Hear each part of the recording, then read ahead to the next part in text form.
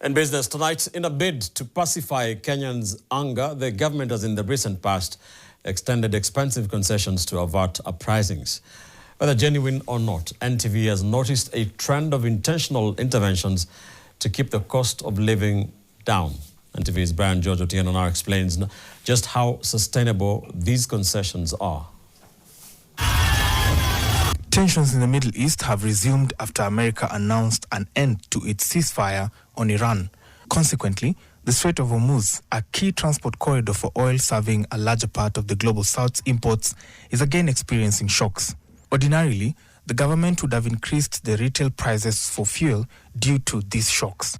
In the recent July 14th pump pricing cycle, the status quo remained. Energy Cabinet Secretary Opiyo Wandayi says the fuel prices will remain unchanged given the government-to-government arrangement for fuel importation, albeit at a steep cost. At the center of it is foregoing an 8% value-added tax on fuel until October. Further, in the July-August 2026 pricing cycle, the government will deploy a subsidy from the Petroleum Development Levy to the tune of Kenya shillings 945 million to sustain the current price levels. On April 15th, the government increased the cost of fuel significantly at the height of the Iran war. The Energy and Petroleum Regulatory Authority, EPRA, at the time announced a record jump, with diesel increasing by 40.30 shillings to 206.84 shillings and petrol rising by 28 shillings and 69 cents to 206 shillings and 97 cents in Nairobi. Keen to note that at the time, the G2G arrangement was in full effect. Recent costly interventions have pointed towards government's intentional cushioning of Kenyans' cost of living by containing key inflation drivers, retaining the cost of energy for both fuel and power, taming the central bank lending rates, and avoiding introduction of new taxes in the Finance Act 2026. For instance, the Energy Act dictates that tariff structures and base prices are typically reviewed every 3 years.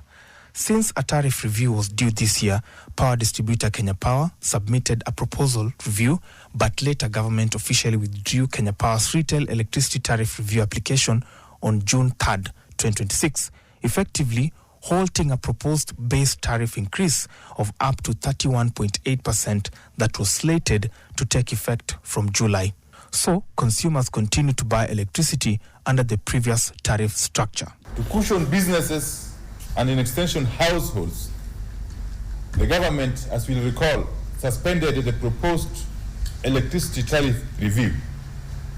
In addition, in this cycle of June 2026, electricity costs have reduced by some Kenya shillings 0.2685 per kilowatt hour. This reduction is driven by a significant drop in the forex adjustment component. I think, yes, they should reduce the price of fuel, because currently that is really affecting most of the kawaida mwananchi, most of the business people. Yeah, and about the electricity, they should also check on that, because of course, they should really check on that. On 10th June, the Monetary Policy Committee retained its benchmark central bank rate, CBR, at 8.75%. By keeping the base lending rate unchanged, policymakers aim to balance economic growth with price stability, shielding borrowers from expensive loans amidst temporary global fuel-driven inflation. The CBK's MPC noted that inflation is still hovering within government's target range of 2.5% to 7.5%. The Kenya Bankers Association had recommended a mild upward review of the rate. Average lending rates for local businesses and individuals remain relatively stable at around 14.5% rather than spiking, meaning Kenyans are insulated temporarily from expensive loans.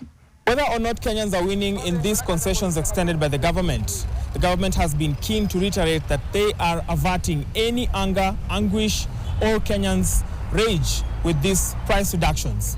Brian George Otieno, NTV, Nairobi.